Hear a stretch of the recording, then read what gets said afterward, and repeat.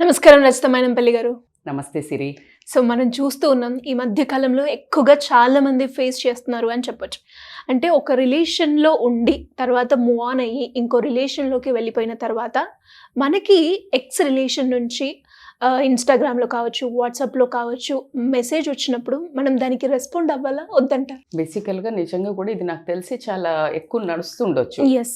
ఇది మీరు అంటే ఓన్లీ రిలేషన్‌షిప్ అంటే అబ్బాయి, అమ్మాయి గురించి మాట్లాడుతున్నారు. ఎనీ ఫ్రెండ్‌షిప్స్ అయినా కూడా కావచ్చు కదా! ఎనీథింగ్. సో బేసికల్‌గా this is a day to day లైఫ్‌లో ఎక్కువ ఫేస్ చేస్తుంటాం. ఎందుకంటే అదే మనుషులం కదా! లైక్ రిలేషన్స్ అంత తొందరగా కొంచెం తొందరపాటు నిర్ణయంతో ముందుకు వెళ్ళిన తర్వాత చాలా ధైర్యం కూడగొట్టుకొనైనా సరే, రిగ్రెట్ ఫీల్ అయినా సరే వెనక్కి రావాలనుకుంటున్నారా వేరే ఇంటెన్షన్ తోటా అనేది మనం వాళ్ళ అవిగేషన్ నుంచి పక్కన పెడితే అసలు దీన్ని ఎలా హ్యాండిల్ చేయాలి, ఏమేం పారామీటర్స్ చెక్ చేసుకొని మనం చెయ్యాలా వద్దా అనేది కూడా చాలా డైలమా నడుస్తుంటుంది. వాళ్ళల్లో వాళ్ళు మానసిక క్షోభ చాలా మంది పడుతూ ఉంటారు. అలా అని నెగ్లెక్ట్ చేయలేరు, వదిలేసుకోలేరు. సో దీన్ని బేసికల్గా కొన్ని కన్సిడర్ చేయాల్సిన పాయింట్స్ ఏంటంటే ఈపీసీబీ అంటారు. అంటే ఏంటి అంటే ఎమోషనల్గా నువ్వు అసలు రెడీ ఉన్నావా? ఇప్పుడు ఒక రిలేషన్ మనల్ని వదిలిపెట్టి వెళ్ళింది. మీరు అడిగిన క్వశ్చన్ నాకు కొంచెం ఒక 60-70% ఓన్లీ అబ్బాయి అమ్మాయి యాంగిల్లో అడిగినట్టున్నారు. ఓ 30-40% అమ్మాయి టు అమ్మాయి అయినా అబ్బాయి టు అబ్బాయి అయినా మనం రిలేషన్స్ తీసుకుందాము. ఇంకేదైనా రిలేషన్ కూడా కన్సిడర్ చేద్దాం. సో ఆ ఎమోషనల్గా వాళ్ళు వెళ్ళేటప్పుడు మీకు వదిలిపెట్టిన గాయం అంటే లైక్ పెయిన్ తక్కువదా, డీప్ ఊండ్ చాలా నార్మల్గా ఏదో మామూలు రిలేషన్ వెళ్ళిపోయారు మళ్ళీ వస్తున్నారా, లేకపోతే చాలా ఎక్కువ పెయిన్ ఇచ్చి వెళ్ళారా?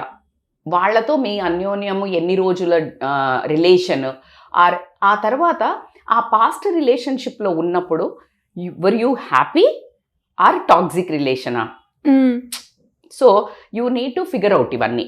తర్వాత ఇప్పుడు మళ్ళీ ఆ రిలేషన్ రావడానికి అవసరమా లేదా, అంటే నువ్వు మళ్ళీ భరించగలుగుతావా, ఇవన్నీ చెక్ చేసుకోవాలి. అవునా?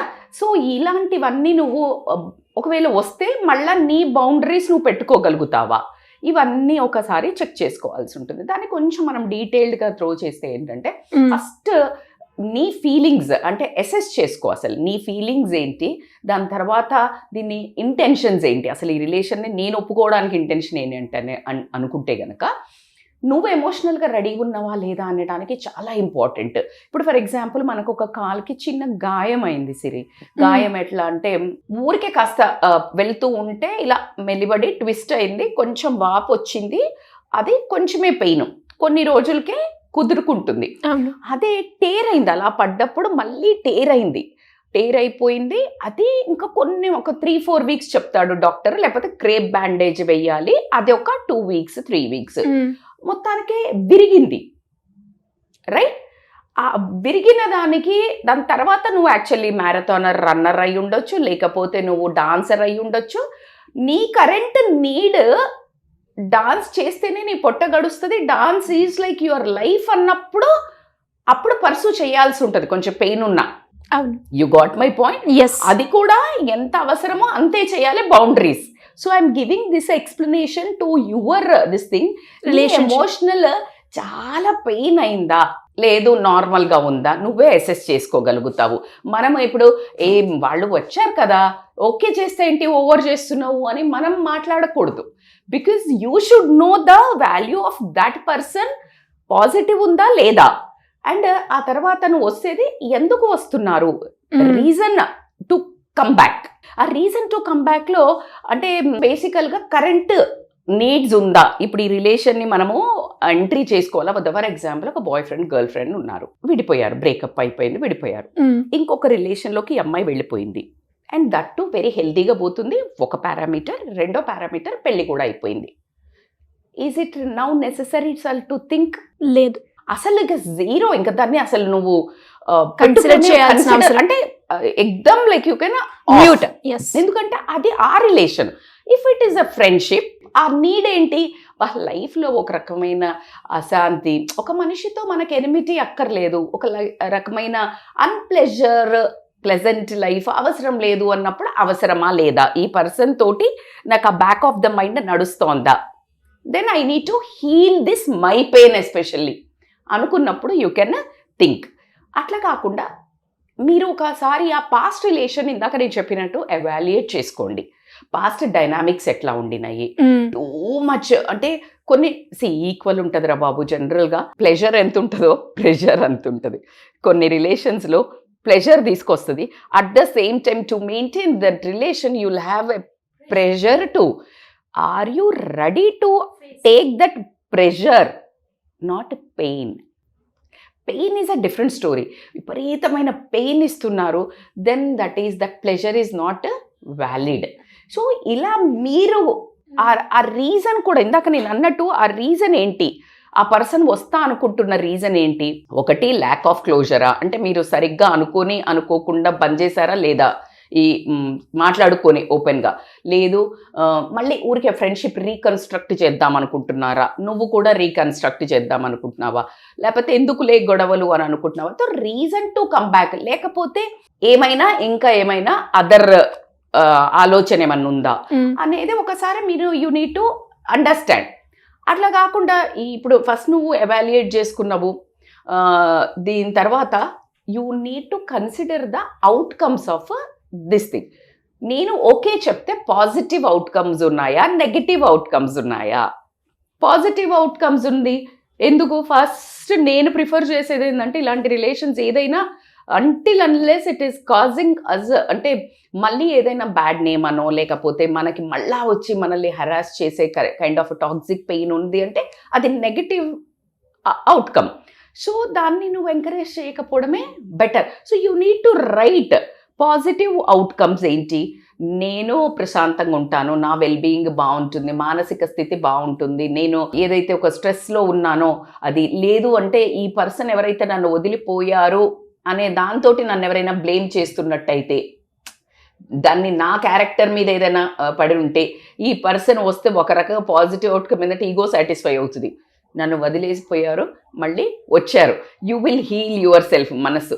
సో అలా వస్తుందా? సో నువ్వు అసెస్ చేసుకో, పాజిటివ్ ఎంత ఉంది, అవుట్. మేడం అట్లా బేరసారాలు వేసుకోవాలా మేడం, ఇట్లా బరాబర్ రాసుకోవాలి. ఎందుకంటే దీస్ ఆర్ ద అసెస్మెంట్స్. నీకు ఒక జడ్జిమెంట్ రావడానికి క్లియర్ ఉంటుంది. ఎప్పుడు కానీ రెండు వైపుల మైండ్ నడుస్తున్నప్పుడు రైట్ ద పాయింట్స్, టక జర్నల్ చేయండి. Whether the negatives are more or positives are more. ఒకవేళ పాజిటివ్స్ మోర్ ఉన్నాయి but negatives are less, but the intensity of the negativity is more, then go for a negativity count. Okay. ఇప్పుడు ఆ negativity తక్కువే 2-3 రావచ్చు, కానీ దానివల్ల impact నీకు ఎక్కువ పడుతుంది అనుకో.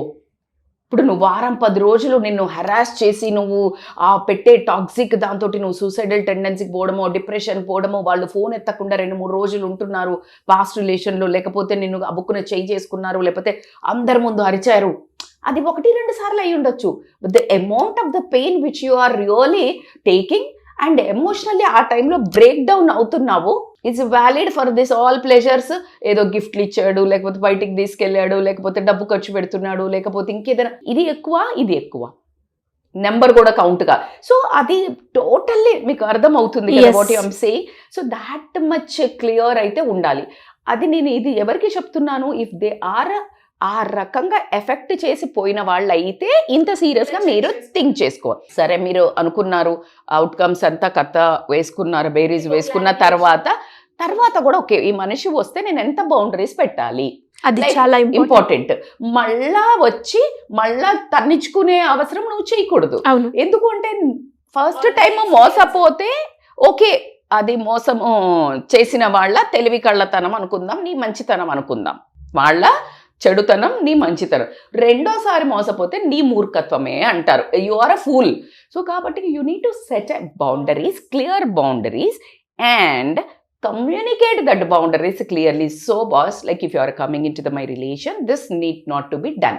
ఇలాంటివి జరగకూడదు, ఇలా నన్ను మళ్ళీ మాట్లాడకూడదు, ఇలా నువ్వు కన్ఫ్రంట్ మొత్తం క్లియర్గా ఓపెన్గా ఖచ్చితంగా డిస్కస్ చేశారు కాబట్టి ఇప్పుడు మీరు డిసైడ్ అవ్వాలి కదా, నేను తీసుకెళ్లాలా ఈ రిలేషన్ని వద్దా అనే దాన్ని కూడా you need to positively think చేయండి.